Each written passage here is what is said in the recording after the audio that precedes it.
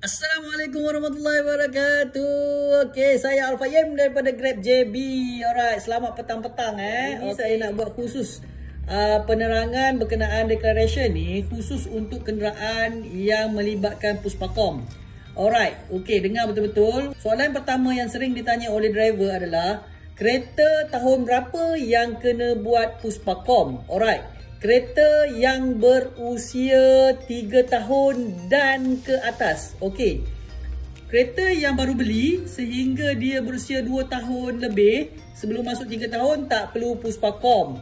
Hanya pergi declaration sahaja untuk tukar status e-hailing. Yang kedua yang sering ditanya, okey, road tax saya tamat bulan 4 ataupun bulan 5 ataupun bulan 6 sekalipun. Alright. Sebelum VEP tamat lah. VEP tamat bulan 7. So, kena buat Puspakom e-hailing pertama juga. Alright Kena buat Puspakom e-hailing pertama. So, korang buat terus pada tarikh yang berkaitan dengan korang punya road tax yang dah nak tamat. Okay, katakanlah korang punya road tax tamat pada 15 Mei. Okey, 15 Mei. So, korang kena buat Puspakom sekurang-kurangnya 14 ataupun pada 15 hari bulan Mei. Buat Puspakom e-hailing pertama. So, bila korang dah siap Puspakom e-hailing pertama, renew road tax dan terus declare kereta itu adalah sebagai kereta e-hailing. Kalau road tax saya tamat selepas EVP mati. EVP mati bulan 7. Road tax saya tamat 8, 9, 10 tak kisahlah kan. Selepas EVP tamat. Okey, macam mana saya nak buat declaration sekarang? Alright. Jadi korang kena buat sebelum EVP tamat. Okey, bila? Sekarang bulan 2, bulan 3, bulan 4, bulan 5. Okey, kena buat. Seelok-eloknya seawal-awalnya korang boleh buat bulan 2, bulan 3 ni lah.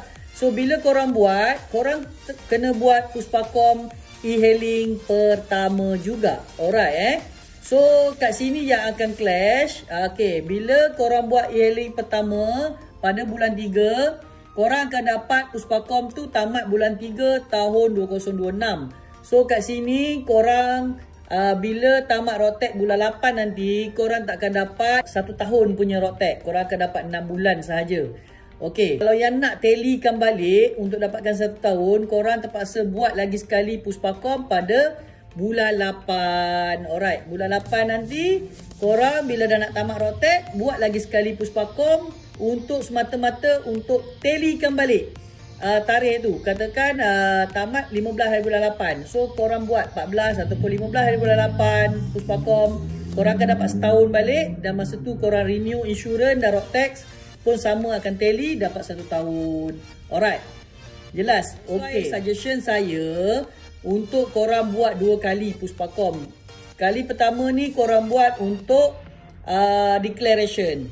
Okay, dah declare jadi e-hailing. Okay, pada tamat bulan 8 nanti korang kena buat lagi sekali semata-mata untuk tallykan balik Puspakom dengan insurans dan road tax. Dapat 1 tahun semua complete sama tarikh. So bila tahun 2026 nanti benda ni berlaku untuk tallykan, dah tally, so tak ada masalah. Lepas tu dah boleh buat Puspakom baru bulan 8 tahun 2026 macam biasa sahaja.